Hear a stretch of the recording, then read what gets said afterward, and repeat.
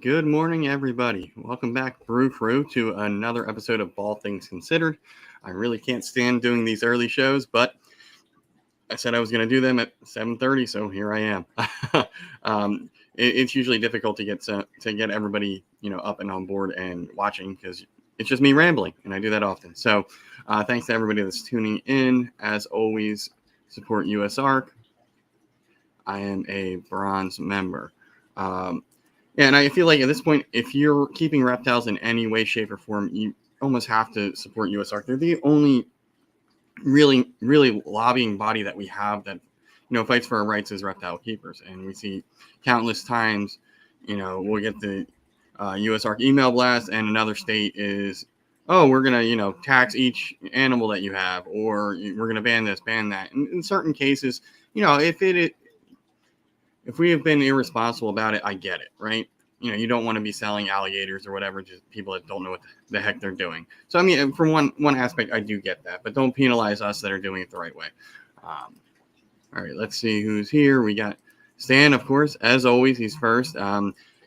So they had another auction on Saturday night that pulled in around $8,000 to help Stan out. So, I mean, that's another amazing night of community support to help him out. So it was quite entertaining. Thanks to Jeff and Angie for putting that on, and Ken and Justin and Steve from A Reptile I Am, and Kyle and Ashley from Tatum's Exotic Reptiles. I think that's their name. They were backstage filling in the role that I did on the previous auction that we had on the RWO channel. So it's always nice to see the community come out and support Stan, and because he's always, here first, supporting all of us. So huge shout out again to the community. Tommy, thanks for tuning in. I can't wait to get those isopods from you. Looking forward to having more. And who else we got? We got Phil. All right. Good morning, Phil. Thanks for tuning in. Please don't check the PA group chat because it's off the rails this morning. Hopefully a certain image has gone past you. Thanks for tuning in. Good morning, Kara. Thanks for tuning in. Speaking of isopods, she must have heard that and tuned in. But yeah, I really sort of struggle with what I want to talk about, on this specific show, because I don't want to, continuously, go on my rants or, here's just the same stuff I'm regurgitating from Saturday or Thursday or whenever I was on previously. But there are some things that I did see that I did want to bring up. But I did want to, obviously bring up the positive thing of the results of the auction for Stan. I mean, that just, every time I scroll through social media, I see something and it's like, man, really this stuff again. And then we do something like this for Stan, and it sort of changes, my mind, makes me feel a little bit better that we aren't a bunch of high school cliques and whatnot in this community. So thank you all for that. So, with keeping reptiles and having a social media presence, I am constantly, going through, various, Instagram, YouTube, things like that, where I have a presence. And occasionally when I'm personally bored, I'll go on Reddit for other stuff. But apparently my phone has communicated to everybody that no matter what platform I'm on, I get some sort of reptile content. And one of the things that bothers me is, on Reddit, I'll see countless times people going to Reddit for advice on husbandry care for the animals. And it's always the latest one, this one really irked me because the picture alone, I knew it was immediately go to the vet, right? You don't even bother going to social media at this point because they're not the experts. They like to think they are, but they're not. So this was a ball python. I don't know what the morph was. It's really irrelevant to the picture. This was a snake that had a lot of obvious issues. Open mouth. The head was pretty swollen, and it was like there's a bunch of comments, and one calling out the person for bad husbandry. Well, they've already kind of reached out to try to figure out, what was going on. So, I mean, I don't like that bashing. But, it was a rehome situation or something like that. And this snake obviously had a lot of stuff wrong with it. Right, Phil? But it's like, why do we go to, are we trying to, I mean, I get if it's something little, asking people, or it does, an odd behavior, something like that, I get that. But this was like obvious, respiratory infection, something like that. And it's like, just go to the vet. Come on. It was a bad picture. And then of course people are trying to ID it as like spider or something like that, and then talking crap about that. It's like, no, just tell them to go to the vet. You don't know the answer. It's not like it was, a prolapse or, stuck sheds. Things like that are, you can get an answer and pretty much handle on your own. Same with like assist feeding, things like that. If you're comfortable with it, and, sexing your animals, probing, things like that, you can definitely get, find resources on social media for that. But it's like, every time I'm on Reddit, it's what's wrong with my snake. And then they're either fat shaming the snake that, may be a little overweight, but it's just like, wow, just the misinformation is just, whew. Good morning, Angie. Thank you for hosting the auction on Saturday. Great job. It was very entertaining. But yeah, I just, I hate to be negative and stuff like that on this channel. But it is something that I would like us to see. And it's really hard because we have, it's almost two separate worlds, right? We have people that are keeping in large, somewhat large quantities, maybe doing things that are, the sort of pet keeper community would frown upon, such as keeping things in, rack systems, over, vivariums and, PVC enclosures, things like that. And I don't really have an issue with that as long as your animals are thriving. It makes no difference to me. But it's just two separate worlds, right? And I really wish some people would get off their high horses and things like that. Me, what am I doing up this early? I'm always on this early on Tuesday. But yeah, I mean, it gets kind of annoying just seeing, like, I'll humor myself and scroll through the stuff on Reddit, and it's just like, wow. But anyway, yeah, I mean, there's something that bugs me, and it's like, you name the animal, it's somebody popping up there trying to get, like, I appreciate them, trying to get advice, but the advice that they're getting usually is, should just be go to the vet and that's it. Because most of us are not, experts here. Right, exactly, Chris. And, when you've kept things, as long as some of us have, you've experienced certain things, stuck sheds, maybe a prolapse or, something like that, having to assist you. And over time, you get comfortable with it and you're able to address certain things on your own. No, I hope you guys feel better.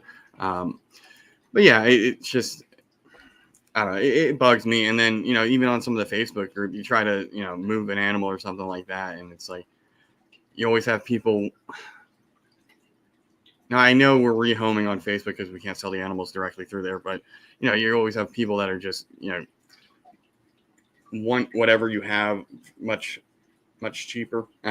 And it's like, no, hold on. This is, it has a certain value, and, a lot of people are, just wanting to trade or, say, hey, I'll rehome whatever you got. And it's like, oh, are you a rescue? Because, I mean, if you're a rescue, that is fine. I have no problem if you're willing to take in surrenders, things like that. If you're able to care for those animals, I don't have an issue with that. But, generally, if you want to surrender something, take it to, SPCA, Humane Society. There are people that are connected to put you in touch. Don't just say you want to take in rehomes or surrenders because you want cheap pets. And I think there's a lot of that.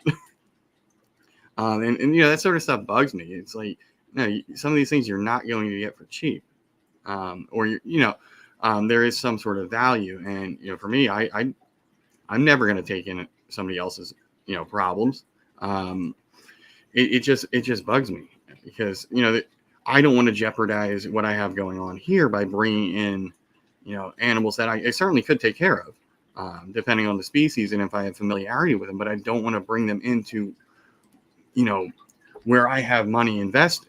It's just, it scares me because one animal can, depending on the species, can totally ruin everything.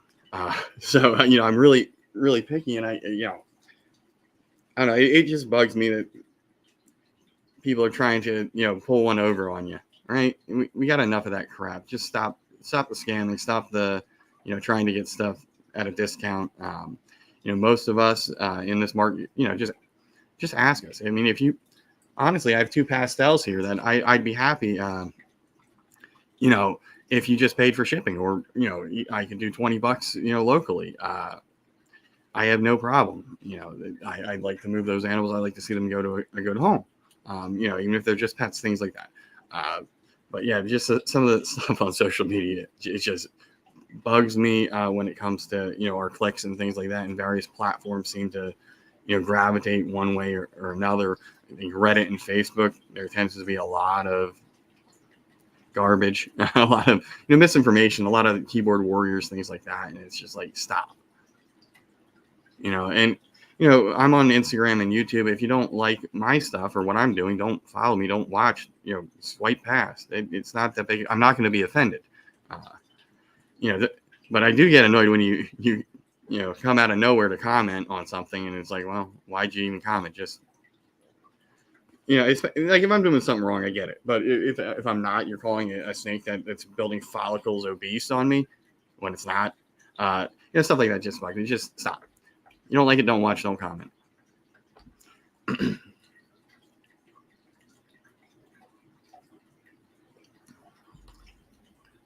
Sorry, it is early. I have to get my coffee in. But yeah, I just can't stand the drama and that stuff. It's annoying. And in any hobby, in any community, you have that stuff. You have the people that are just there to troll, and it gets old. It gets annoying. I probably unfollowed, I want to say 700 accounts on my Instagram. Just because either the individuals had gotten out of the hobby, or they hadn't posted any content in, quite some time. And it's like, well, why am I, there's no point in me following you anymore. It's just, okay. Because occasionally if they do post something, it might pop up in the algorithm or something like that. And it's just, I don't know, too many. I'm trying to narrow down, what comes across my feed. So unfortunately, if I unfollowed you for whatever reason, maybe it was an individual account that I happened to follow back in the day, or, an account for one of your animals. No, nothing against you. It's just, trying to streamline, what's coming across my feed. And another issue that I'm having right now is, yeah, we live in a world that's political, but we're on here, on a branded account, right? It's not like I'm on my Kent Beers personal Instagram posting whatever I feel like. I have no problem if you do that. I do have an issue when you're posting stuff that's completely not reptile related. And I've probably unfollowed you if I don't know you personally. And if you're posting, just constant, that political garbage echo chamber stuff, I really don't care to see that on my feed. And I found out I can mute people. So I if I do know you and I don't like what you're posting, I can just kind of, not see that for a while. But yeah, I go look at stories, and I have no problem people sharing out content, people sharing out other people's stuff with attribution, like, hey, Hair Down Fridays, okay, we're all tagged in this reel anyway, I'll share it to my story, see more people, can get there. That's fine. I have no problem with people doing that stuff. Or, hey, I hit this awesome snake, or, here's this post, I want to share it to my feed, show people, hey, here's what Kent did, or here's what so-and-so did. I have no problem doing it. I have no problem with people doing it. It's when you're sharing stuff without attribution, right? So I found this viral reel on YouTube, and I'm going to share it and sort of piggyback on that. I mean, I really don't. I don't like that. I don't like seeing that stuff. I mean, occasionally if it's good, like a motivational speaker or something like that, that's fine. What's up, Matt? Thanks for stirring the stuff in that dang group chat. Things I can't unsee. But yeah, I want to see reptile related stuff from reptile pages, not, politics, not, I get it if you're a sports fan or whatever, or sometimes you just forget that you're signed into, whatever whatever account. I mean, for a while, I think Instagram updated stuff, and I was posting to my personal Facebook page, and I never do that. I just have a Facebook page to have the branded Facebook page. So, my buddy was texting me. He's like, "Why are you posting this stuff to your page?" I'm like, "I have no clue." And it turns out, I guess when I relogged in or something like that, I had my personal account set up for the double posting instead of my business page. But it is what it is. I just get tired of seeing certain stuff that I don't think is necessarily appropriate for a branded channel or a branded thing. Anyway, I may be being nitpicky. I just want to see all the awesome snakes and all the awesome things you're doing in the community. So while we're talking about that, huge shout out to T Keys from Keys Constrictors. I think early last week he was at 5,000 subscribers. Now he's up to like 13,000, and it's based on one short that he did that got picked up in the algorithm, and it is animal related, so I'm okay with it. But it's just amazing to see that growth, and it'd be just organic. And, there's no gimmicks there, and that's what I like to see when you're just your authentic self, and you can bring people together and grow your channel, grow your brand. So that was really cool to see that happen sort of in a very short time. I think he had John from Snake Limited on Wednesday, and then by Hair Down Fridays he had like doubled the subscribers that he had. So I mean that was really cool. And also wanted to shout out Ken from LMK for getting his watch hours and being able to be monetized on YouTube. He's a wild guy. So he always surprises me, and I have to put up with him. But congrats, Ken. Congrats, Terrence. So I wanted to definitely bring up some positive things that have been going on. For the PA guys in the chat that were at Bloomsburg, it was great seeing you. Yeah, all along the watchtower. I got my mind on music, right, Rob? It's still early. I haven't fully had my coffee. All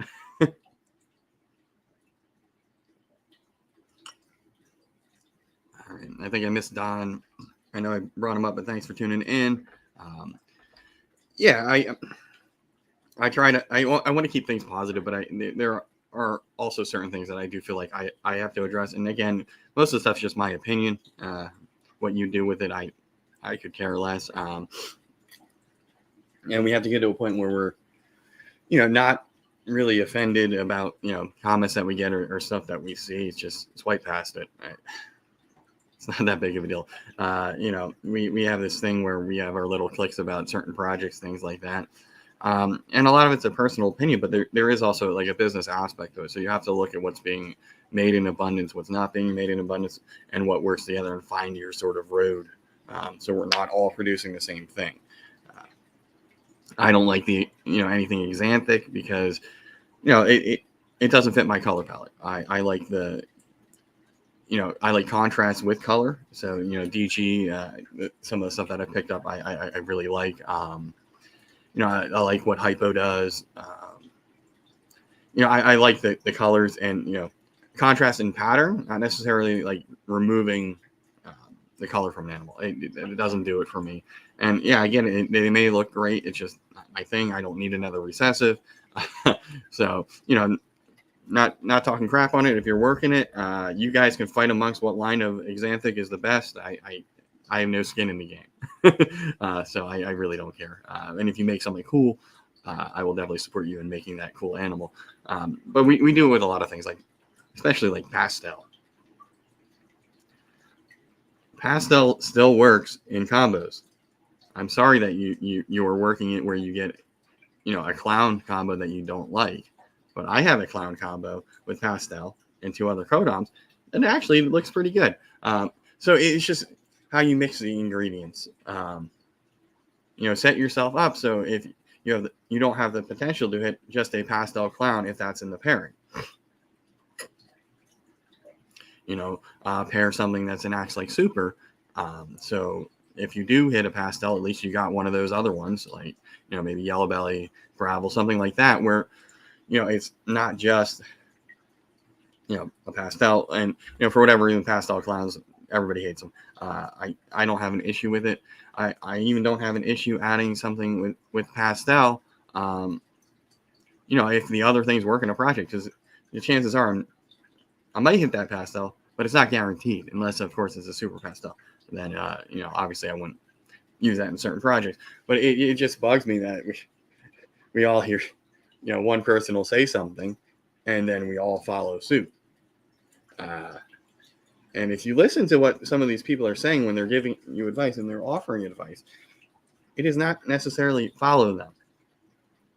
It is find your, on Thursday, Ozzy and Justin were on with Mike from Herp Collectors. And one of the things I took away was, in this time where, it's a buyer's market, rebrand yourself, retool your collection, find your way out of this, find a way to differentiate yourself as the market swings back up. I don't think it means make the same stuff they're making, yet we all do. And that's nice, but if you like those projects, you have to find a way to stand out. Because that, I'm seeing so many clown combos because people were chasing Batman stuff.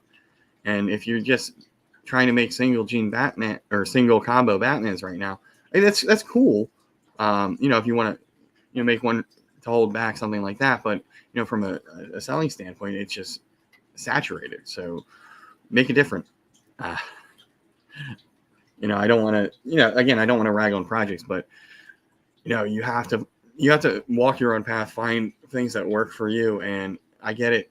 You have a smaller collection. You can't take as many gambles, if you will. You can't, maybe you can't afford to buy a certain Kodam that, well, it'll make me stand out. I get that. So, just try to find things that, maybe,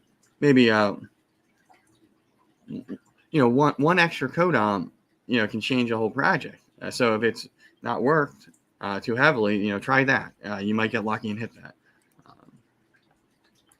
Yep, exactly. I'm trying to, figure out,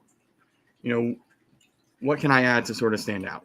What, can I make a combo that maybe people haven't seen before? And with the amount of different morphs out there, it's definitely possible. I mean, heck, I went on the Morphopedia thing and just hit, what's the rarest thing you can have right now? So, and this is kind of a weird shout out to two people in Pennsylvania that happen to have two of the rarest Kodam or genes, on the Morphopedia thing on Morph Market. So if you want to, make something wacky, I don't know what it'll look like. I don't know what it'll do, but you can go buy an Astro from Zach and you can go buy a Bang from Nathan. And then you pair them together and you get, the Astro Bang or, Space Bang or whatever the hell you want to call it. I'm pretty sure nobody's made that yet.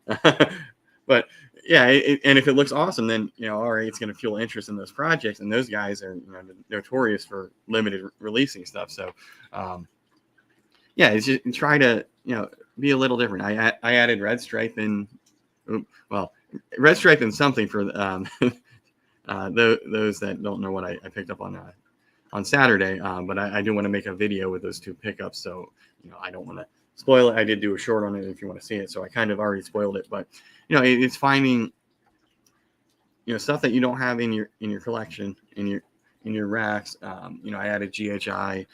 I've added some Blackhead stuff. So, and working that in a different route, especially if there are certain combos that already look good, maybe add something, if you have, a pattern enhancer, add a color enhancer. If you have something that's already reducing a pattern, don't add something else on top of that that's going to reduce a pattern. And I see that a lot in clowns, where it's like, okay, like we'll add pinstripe, we'll add entry. Certain things will really reduce that dorsal stripe and take away, all the eye drops on the side and things like that. And, I don't want to knock clown. I work it. I definitely have some things, coming down the pipeline, but, it's sort of, I want to be different. I want to stand out. And we tend to stand a lot of people and you just follow what they do, or, there's a Hetflix out on this gene, and then everybody flocks to it. Well, you have the stuff where it's going to work, And there's some things that they're certainly so new that I'm not sold on. One, either it's a price tag, or I just haven't seen it in enough combinations where I'm like, okay, that's something I want to add. And we talk about all these granite genes right now, right? You got Atari, or not Wookiee, Voodoo, Grim. I guess Carbon just came out, Jedi. I have no clue if they're different or they're all the same and just popped up in different places. And I have no clue if they're even something that's more than just polymorphism that's popped up. I don't know. And if somebody wants to school me on that stuff, if you guys work those Granity projects, by all means, I'm just not familiar enough with it. It looks too similar to each other. And, when it pops up, it's sort of, well, I don't know if that's there. So, that's just my opinion on it. I don't want to knock people that are working those projects. They certainly do look good. I just, for me to get into something, I have to be able to pick it up right away when I'm looking at it. And now I get it. We can make some combos where that can be pretty hard to do. If you get an all gene animal with certain things in it, some things might wash out the other thing. And, I get that. But, if you're telling me this is a Grim clown and I'm looking at it going, that just looks like a clown, it doesn't do it for me. And again, not to, talk crap on those genes. Those are just examples I'm pulling from the top of my head. And again, it's my opinion. And I can work what I want to work.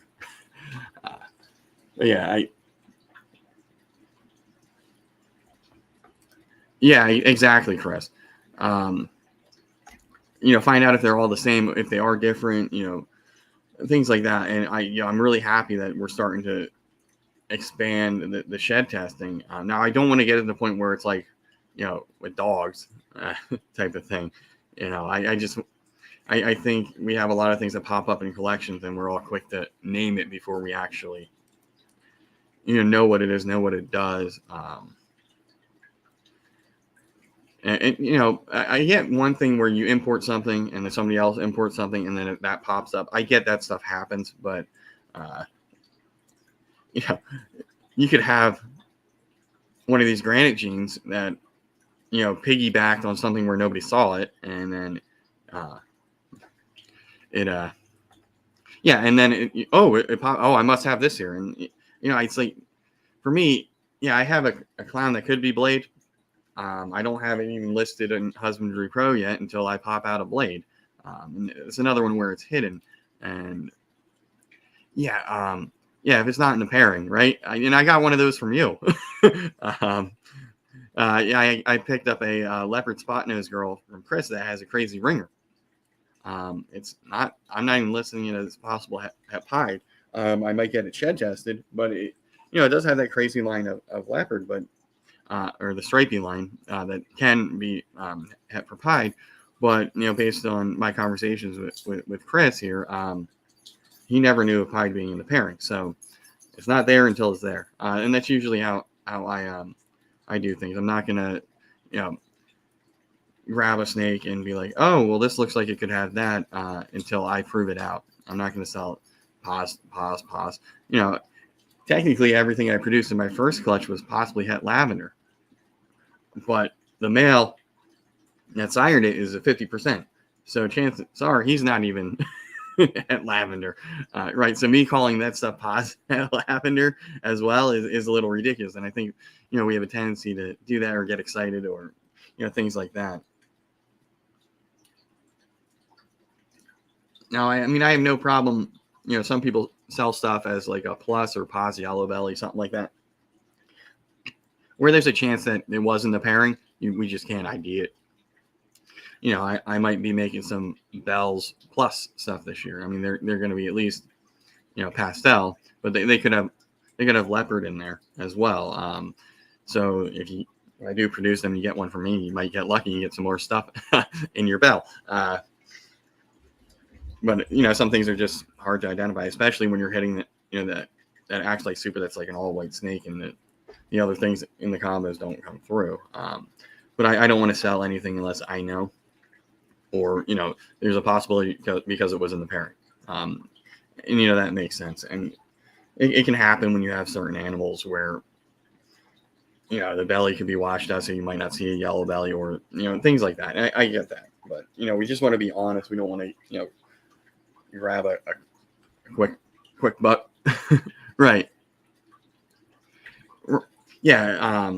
And I had people telling me my normal female, normal that wound up being a female was het-provided, and I'm like, well, okay, yeah, I see the tracks and stuff like that. And then she later proved, and then I had a shed test that confirmed one of her babies was 100% het-provided. So I mean, yeah, sometimes we can say probable, like if it's got tracks and there's nothing that's gonna, change that up that's in the pairing, but yeah.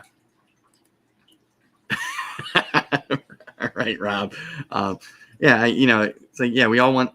I feel like we all want to get something better than what we got, right?